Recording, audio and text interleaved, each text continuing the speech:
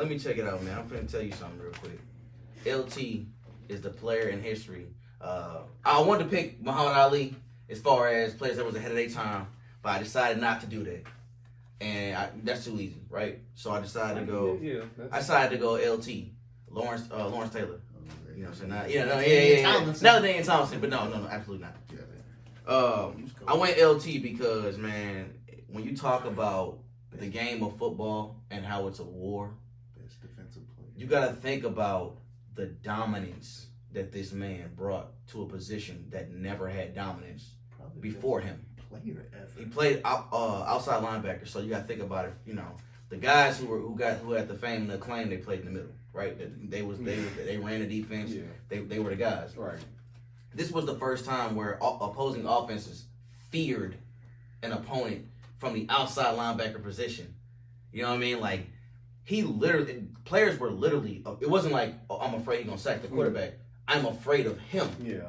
When you put fear into your opponent's heart as a person, that's totally different than I don't want to get beat on the play. Yeah. You know what I mean? When DBs lose and they lose on the play, they're not afraid of the wide receiver. They're just afraid of getting beat. Yeah. Right. They were afraid of that man. Nah, I feel you. He was an unstoppable force that the best defensive player that I think that anyone would say, definitely the best defensive player, right? I mean, I get it now. I get it now. So won an MVP. He's the second person in history to win an MVP in 1986 as a defensive player. I think the award started in 1961 or something like that. He was the second defensive player to ever do it, and nobody since has done it. You know what I mean? It was just one weird year where a kicker won it, but we not gonna What kind of frock on that for Bush? That's some shenanigans. What kind of cotton picker? Anyway, but just like the fact that he opened the path for the modern NFL that we see today. We know teams will draft high stock like Von Miller, DeMarcus Ware of the world, for sure, playing outside linebacker to get that pressure on the quarterback. That was never a thing. Yeah, you had your defensive ends and you had your outside linebackers. Right. You know, they were two different things. And to think that you had a person who was 6'3", 245 pounds and bearing down on your quarterback. It not only did it change the game from a defensive perspective, it changed it from an offensive perspective. Right. Now tackles are the next highest paid position besides quarterback. Right. Guess why? Because of that man right there. Nobody gave left tackles. Nobody cared. Right. Until Lawrence Taylor came in and completely revamped the game in a totally different way.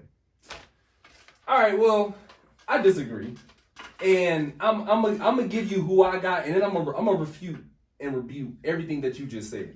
Okay, so when we talk about the athlete that was most ahead of his time, it has to be James Nathaniel Brown.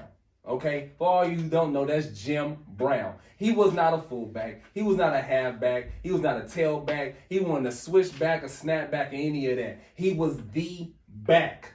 He played 9 seasons in the NFL, but let's get to before that, in high school. He was 13 varsity letters in high school. 5 sports, All-American in 2, football and lacrosse. Speaking of lacrosse, he played that too. At Syracuse, Lawrence Taylor didn't start playing football until his junior year of high school. That's on him. That's on him. That's on him. Hold on. At his lacrosse senior year, 43 goals, 10 games, first team All-American. He was inducted into the Hall of Fame of lacrosse. No one cares. Okay, but that's well versed. In the NFL, first round draft pick. When the Browns got him, they kind of felt like they settled for him at the time because of all the quarterbacks that were in that draft. When he got into the league as a rookie of the year, MVP, rushing crown, and All-Pro in his rookie Lawrence year. Taylor did the exact same thing, so that's fine. 9 straight Pro Bowls, All-Pro 8 years, averaged 5.7 yards a rush, brought the only championship to Cleveland, and at 40 years old, he ran a 5.7 40. But we're not gonna get it. We're not even gonna get to all that. He retired at 29. And you know why he retired? Because he said the game was no longer mentally stimulating to him. And let's talk about the championship. He wanted to be an actor. And I'm glad you said that. And he was so ahead of his time as an athlete. His athletic greatness allowed him to do those things that athletes do today. Now athletes are getting into movies. Now athletes are trying to be social activists. Not everybody was doing that, but he did it. In his acting career, he had 40 movies in 4 decades. He was the first black man to have sex with a white woman on television.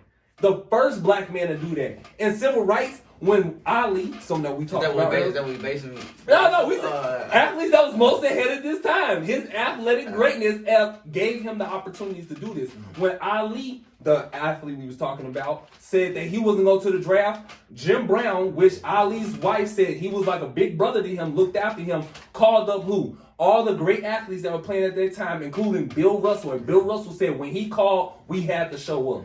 So I'm going to refute why Lawrence Taylor is not the greatest, or not the, we're not talking about greatest athlete. The athlete does the most ahead of his time. Yeah.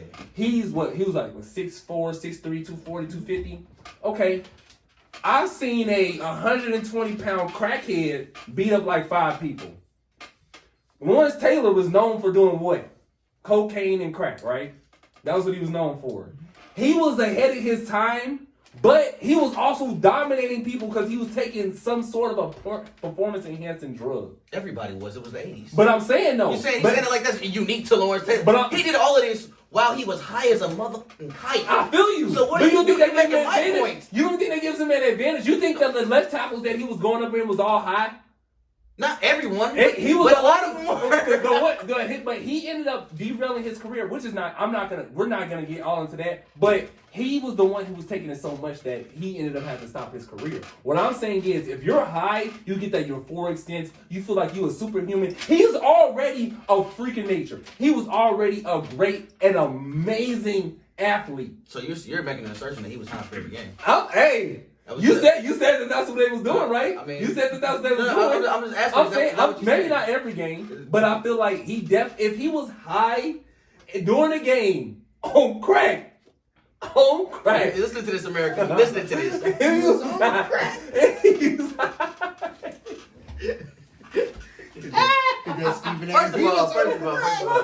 First of all, I'm not gonna refute none of the Jim Brown stuff because that is just a fixture in our culture, and he's a man, you know. Yeah, for You're sure. talking about Mount Rushmore as far as like athletes turning over to doing something else. Yeah. As far as activists. Yeah.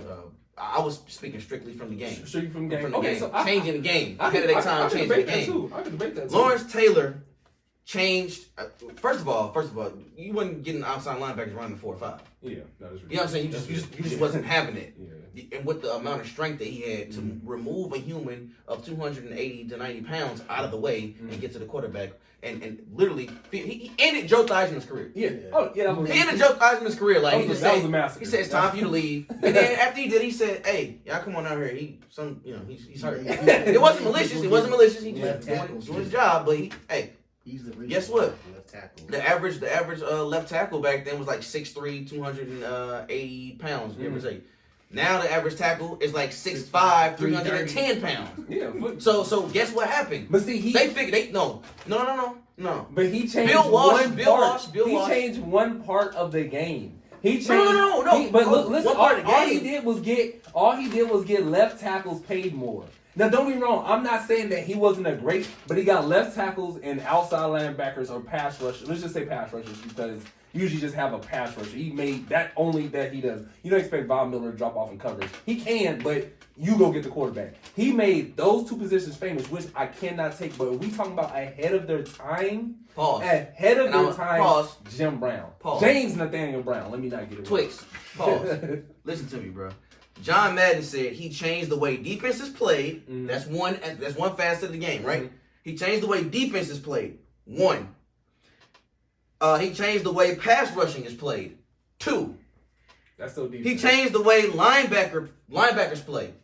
3. That's still defense. And changed the way offenses block linebackers. Okay. 4 ways that he changed the game. You can change your scheme and your linebackers have the same job, so that's not the same thing. You change linebacker play, and you change pass rushing, and you change defense in general. Mm-hmm. That's 3 different facets of the game. And then you change. Now you make an offense say, okay, now we're not going to draft a quarterback. We got to get somebody that can block this dude because if we don't, we're finished. I feel you. Bill Walsh was he was the coach of the Giants. Yeah, Or- back when so was it? yeah, whatever. We'll figure it out. So at the end of the day, he figured, okay, this dude is ridiculous.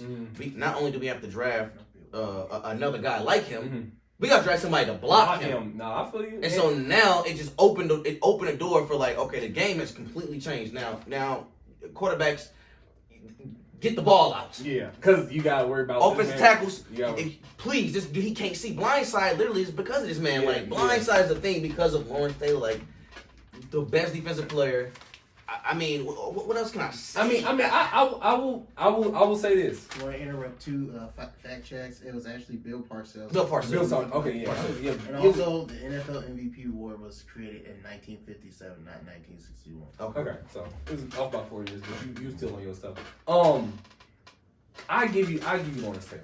All right, he was one of the most revolutionary players to ever play the game. Like, you can't tell the story about the NFL and not say Lawrence Taylor because of everything that he did. Mm-hmm. But I feel like Jim Brown's impact was just a little bit more because, and I guess I'm giving a little bit more to also what he did off the field. Yeah. But I say that just because I feel like we wouldn't have had LeBron James if we didn't have Jim Brown. I'm gonna paint that picture for you. I got you. Because when they won the championship, when they came back 3-1 down from the Warriors, he handed the championship off to LeBron. And that was very symbolic because he was showing them like, look, you can be a great athlete, but you can also be great in other things. Let this athletic ability and this gift that you have propel you into other things. Now we got LeBron. He out here trying to make movies. He out here building schools. He out here speaking out on what he thinks is right and wrong. And, you know, at the end of the day, I'm not What mad about at the kids in China that's making his shoes and making 10 cents an hour? He don't care about them, huh? Yeah, what about that? Huh? Hey. Oh, what about that? Oh, what you gotta say about that? James Daniel Brown. Lawrence Taylor is the most transformative player in all of football, all of history, and that just is what it is. 10 cents. You got Nike on. Yeah.